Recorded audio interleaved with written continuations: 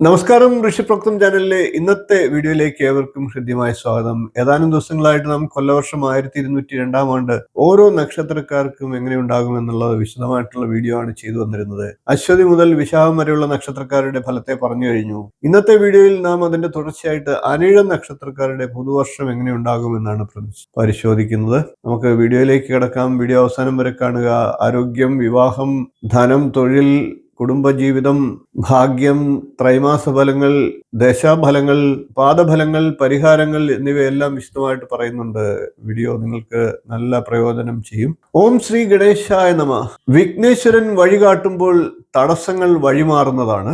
ശനീശ്വരൻ അനുഗ്രഹിക്കുമ്പോൾ കർമ്മഫലങ്ങൾ പൊന്നായി മാറുന്നതാണ്.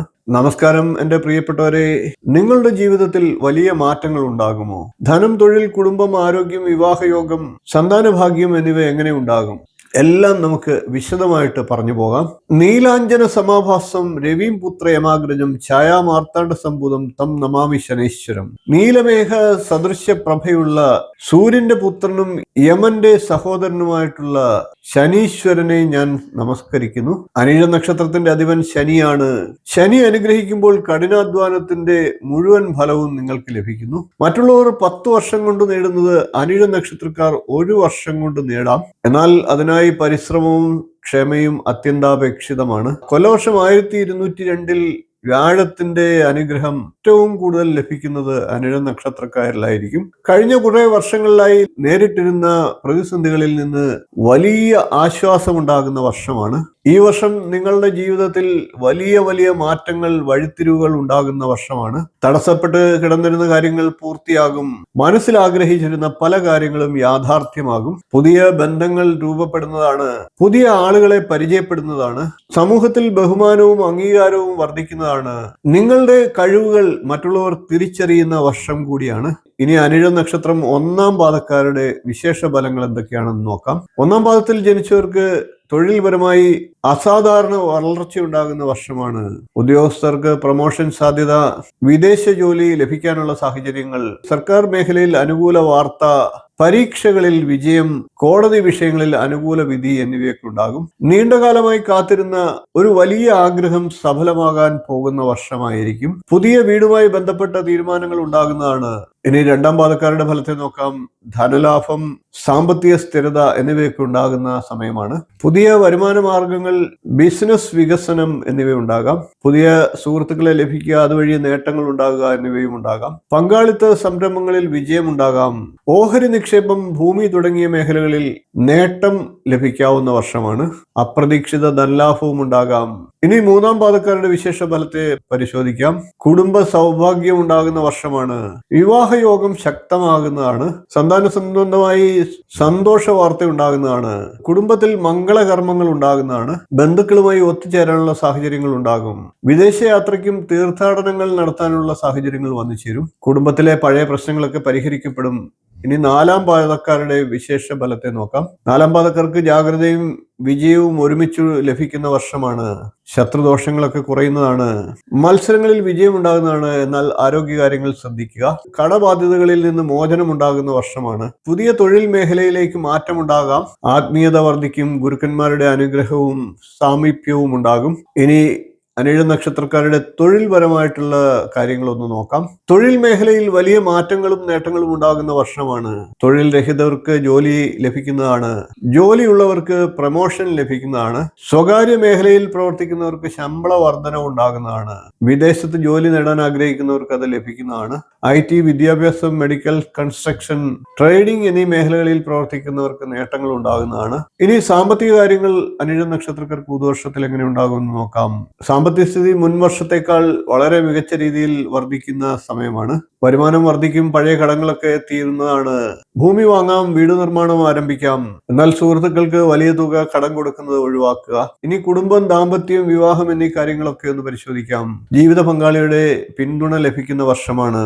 വിവാഹാലോചനയൊക്കെ നല്ല വിവാഹാലോചന വരുന്നതാണ്. മക്കളുടെ പഠനത്തിലും തൊഴിലിലുമൊക്കെ പുരോഗതി ലഭിക്കുന്നതാണ്. വീട്ടിൽ സന്തോഷവും സമാധാനവും ലഭിക്കുന്നതാണ്. ഇനി അനിഴ നക്ഷത്രക്കാരുടെ പുതുവർഷത്തിലെ ആരോഗ്യം പരിശോധിക്കാം. ശനിയുടെ സ്വാധീനം നല്ല രീതിയിൽ ലഭിക്കുന്ന വർഷമാണ്. അസ്ഥിവേദന, മുട്ടുവേദന, ഗ്യാസ് ട്രബിൾ, ഉറക്കക്കുറവ്, കാലുകളിൽ അസ്വസ്ഥത എന്നിവയൊക്കെ ഉണ്ടാകാം. അങ്ങനെയുള്ളവർ യോഗയും ധ്യാനവും സ്ഥിരമായി ചെയ്യുക. ഇനി അനിഴ നക്ഷത്രക്കാരുടെ പുതുവർഷത്തിലെ ത്രൈമാസ ഫലങ്ങൾ വിശേഷമായി ഒന്ന് പരിശോധിക്കാം. ഓഗസ്റ്റ് മുതൽ ഒക്ടോബർ വരെയുള്ള മാസങ്ങളിൽ പുതിയ തുടക്കങ്ങൾ ഉണ്ടാകുന്നതാണ്. തൊഴിൽ രംഗത്ത് മാറ്റങ്ങൾ ഉണ്ടാകുന്നതാണ്. ധനവരവ് വർദ്ധിക്കുന്നതാണ്. നവംബർ മുതൽ ജനുവരി വരെയുള്ള മാസങ്ങളിൽ കുടുംബത്തിൽ സന്തോഷം ഉണ്ടാകുന്നതാണ്. മംഗളകർമ്മങ്ങളൊക്കെ ഉണ്ടാകുന്നതാണ്. വിവാഹയോഗം ശക്തമാകുന്നതാണ്. ഫെബ്രുവരി മുതൽ ഏപ്രിൽ വരെയുള്ള മാസങ്ങളിൽ വിദേശയോഗം, വലിയ ധന നേട്ടം, ബിസിനസ് കാര്യങ്ങളിൽ വികസനം എന്നിവയുണ്ടാകുന്നതാണ്. മെയ് മുതൽ ഓഗസ്റ്റ് വരെയുള്ള മാസങ്ങളിൽ കർമ്മങ്ങളിൽ വിജയിക്കാൻ സാധിക്കുന്ന സമയമാണ്. ദീർഘകാല ആഗ്രഹങ്ങൾ സഫലമാകുന്നതാണ്. ആത്മീയ കാര്യങ്ങളിൽ വളർച്ചയുണ്ടാകുന്നതാണ്. ഇനി ഓരോരുത്തരുടെയും ദശാകാലം അനുസരിച്ചുള്ള ഫലങ്ങളൊന്ന് നോക്കാം. കേതുർദശയോ സൂര്യദശയോ അനുഭവിക്കുന്നവരാണെങ്കിൽ പ്രതീക്ഷിച്ച ഗുണഫലങ്ങൾക്ക് കുറവുകൾ വരാം. മാനസിക സമ്മർദ്ദം, തൊഴിൽ തടസ്സം, കുടുംബപരമായിട്ടുള്ള അഭിപ്രായ വ്യത്യാസങ്ങൾ എന്നിവ ഉടലെടുക്കാം. എന്നാൽ മറ്റു ദശാകാലങ്ങളുള്ളവർക്ക് ഈ പുതുവർഷം വളരെയേറെ ഗുണഫലങ്ങൾ വർദ്ധിച്ചു ലഭിക്കുന്നതാണ്. ഇനി അനിഴ നക്ഷത്രക്കാർ പുതുവർഷത്തിൽ ചെയ്യേണ്ട ദോഷപരിഹാരങ്ങൾ എന്തൊക്കെയാണെന്ന് നോക്കാം. ശാസ്താപ്രീതി വരുത്തുക. ശനിയാഴ്ച ദിവസങ്ങളിൽ അയ്യപ്പസ്വാമി ക്ഷേത്രത്തിൽ ദർശനം നടത്തുക. നീരാഞ്ജനം, എള്ളുപായസം, നെയ്വിളക്ക് എന്നിവ നടത്തുക. ഹനുമാൻ സ്വാമിയെ ഉപാസിക്കുക. ഹനുമാൻ ചാലിസ ചൊല്ലുക. വെറ്റിലമാല സമർപ്പിക്കുക. ചൊവ്വാഴ്ചയും ശനിയാഴ്ചയും നിർബന്ധമായും ഹനുമാൻ ഭജനം ചെയ്യുക. ഗണപതിയെ ഉപാസിക്കുക. ജന്മനക്ഷത്ര ദിവസങ്ങളിൽ ഗണപതി ഹോമം, കർഗഹോമം, മോദക നിവേദ്യം ഇവയൊക്കെ നടത്തുക. ശനിദോഷ പരിഹാരമായി കറുത്ത എള്ള് ദാനം ചെയ്യുക. കാക്കകൾക്ക് ഭക്ഷണം നൽകുക. വൃദ്ധരെ സഹായിക്കുക. മഹാമൃത്യുഞ്ജയ മന്ത്രം നിത്യം ജപിക്കുക. ഓം ത്രംബകം യജാമഹേ സുഗന്ധിം പുഷ്ടിവർദ്ധനം ഉർവാരുകമയോ ബന്ധനാത് മൃത്യുർമുക്ഷീയമാമൃതാത് എന്ന മന്ത്രത്തെ നിത്യം 11 പ്രാവശ്യം വീതമെങ്കിലും കുറഞ്ഞത് ജപിക്കുക. ഇത് ആരോഗ്യവും മനോബലവും വർദ്ധിക്കുന്നതിന് സഹായകരമാകും. വീഴാതെ നിന്നാൽ വിജയം നിങ്ങളുടേതാകും. വിശ്വാസം കൈവിടാതെ നടന്നാൽ നിങ്ങളുടെ വഴി തെളിഞ്ഞു വരും.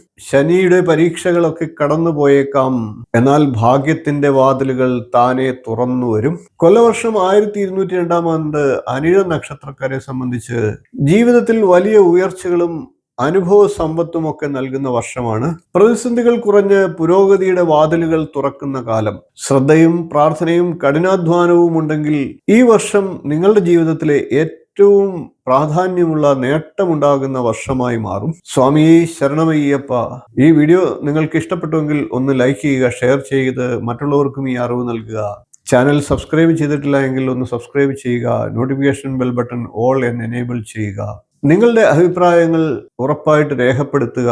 അടുത്ത ദിവസങ്ങളിൽ മറ്റു നക്ഷത്രക്കാരുടെ വിശേഷങ്ങളുമായി നമുക്ക് വീണ്ടും കാണാം. നന്ദി, നമസ്കാരം, ശുഭദിനം.